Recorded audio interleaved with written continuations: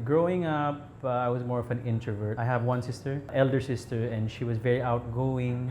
She was the one who would sing more when we were young. So I was left at home more, playing with toys. And I think I came into music very late. The childhood was more of playing toys, drawing. I loved to draw a lot when I was young. And a little of cooking. I would see my parents cook once in a while. I would get ideas from both of them. So singing was, I think, secondary to me. Challenges when I'm young, I think, first and foremost was I was fat. In high school, I reached about 225 pounds. Sometimes I remember we had ROTC one time in first year college or high school. And then we were at somewhere near Luneta Grandstand, and then there are a lot of schools, diba? They're like piling up, lining up, and then somebody said, "Baboy!" It was like that. So I think that's one of the first criticisms I faced. Second criticism would be, you're not as good as your sister. Because my sister was very excellent in terms of dancing, singing. Honestly, with all good intentions, I think from the parents, I would hear that you're not as good as your sister. She was better in school, better in arts, better everywhere, I think, at that time. And that made it hard for me because the comparison was clear as daylight. But of course, you didn't like to hear it.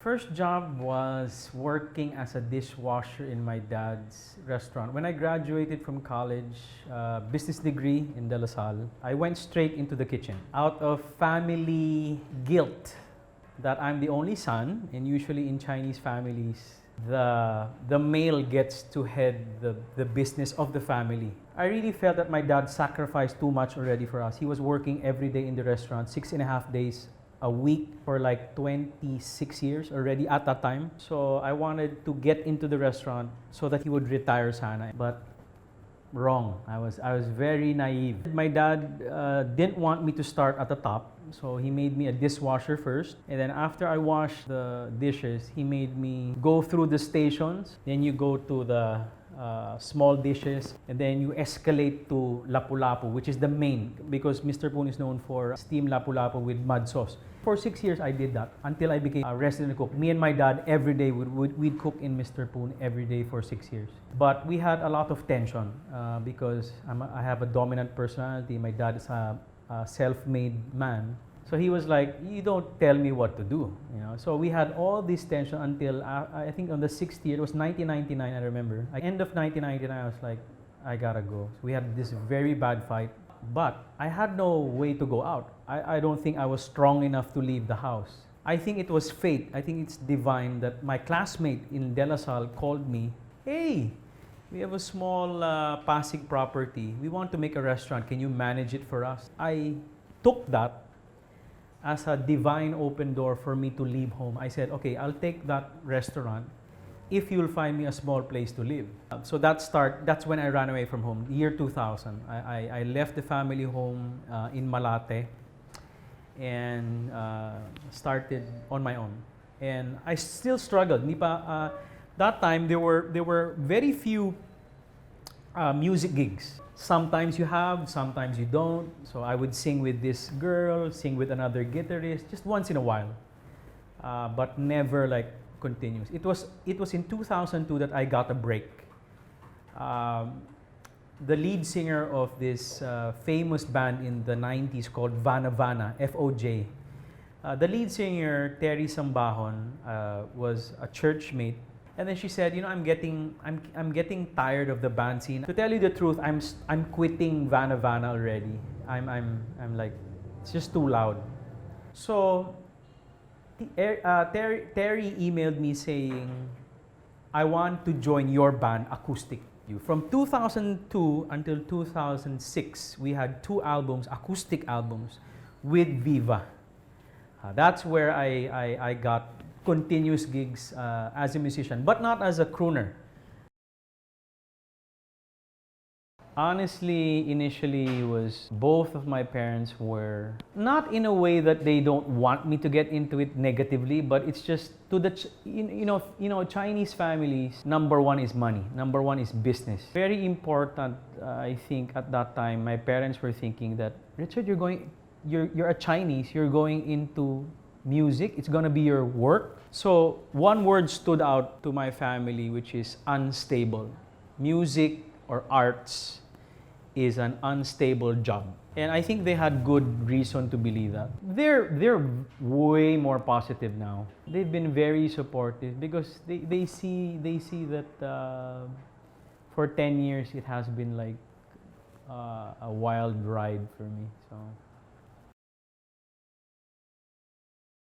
people who know me know that I write songs, original songs.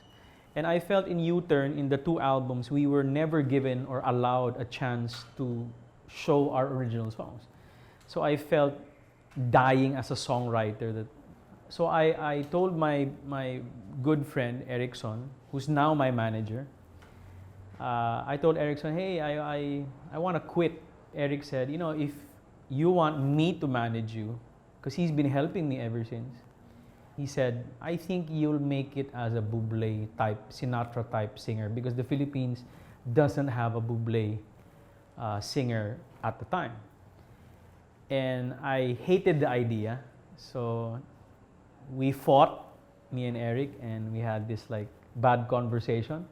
So we had a cooling period until there was an event in church that was raising money to send some missionaries over to Kyrgyzstan.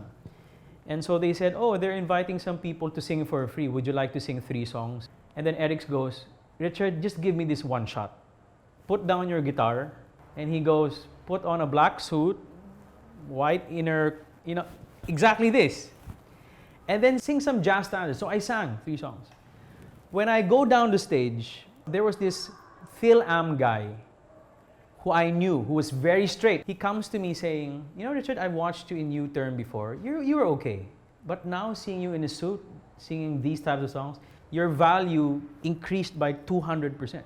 So I went back to Erickson. I said, what's your idea? So he lays out the plan. There's no Bublé in the Philippines. Jose Marichan, there's nobody tailing him. You can be that guy. But you have to put down your guitar and stop that band thing and use your name. I'm like, yeah, my name, Richard. And to Eric, it sounded like gold because it was different. It's Chinese. It's unique, unique siya. So I was like, okay, let's try it out. And boom, he put out money. We made an album that he produced, and the album hit double platinum that year, 2008 to 2018, 10 years. Yeah. I was making, I think, the second album, maybe 2009. Yeah. It was September 2009 that I met Maricar in Batangas. We shot the whole video in this beach, and very awkward first meeting. And then one thing led to another. The You and I video came out. It placed number 13, I think, in mix. And then I called her up. So I said, hey, thank you for guesting in my video. It became 45 minutes. And then after 45 minutes, I said to Maricar, hey, can we go out and continue this over coffee? She said, yes. So I took her out. And then from there, we started talking. And then we developed a very good friendship. But I wasn't sure. I liked her so much, but I came from a background that I lose fizzle. So 1 year, I backed off until 2010, October. It was Star Magic Ball. And then I saw her in black. And I was like, gosh, I still like her so much. So I was like, hey, can I talk to you? We just spent the whole night talking. Then after the party, I was like, hey, can I take you out to midnight dinner or something? Yeah. And then we started dating again. Then so push and pull until the day I said, hey, this is really the girl I really want to marry. 2012, I popped the question. So that was it. And then we got engaged maybe less than a year. In 2013, we got married. So sometimes you would hear well-meaning people, well-meaning friends of my parents that don't have some good things to say. So it would reach me at that time. But I took good stock of Maricar before I said I want to marry. So I'm prepared for the worst. Those questions were very tough, but they were very important because those are the things that you really have to consider when you really say, you know, I'm with you till the end. I think being unique is very important in my genre. You cannot sound like everybody else. So I think being unique is crucial to having another 10 years of like, hey, he's the only one, because he's the only one that sounds like that.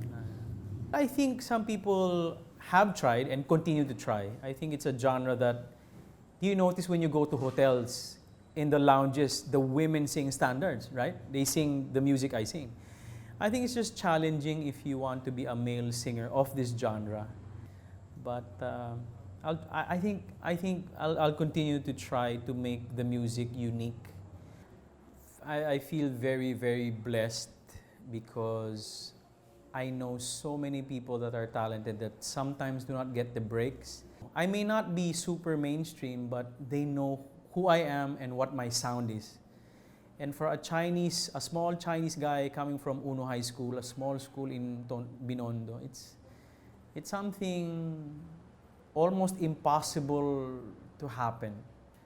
So for me to have this 10 years of albums and concerts and shows and TV exposure I really feel very blessed. I feel maybe I don't deserve it that much, but I'm very grateful that I was given open doors to pursue music as a Chinese guy, which is very, very difficult.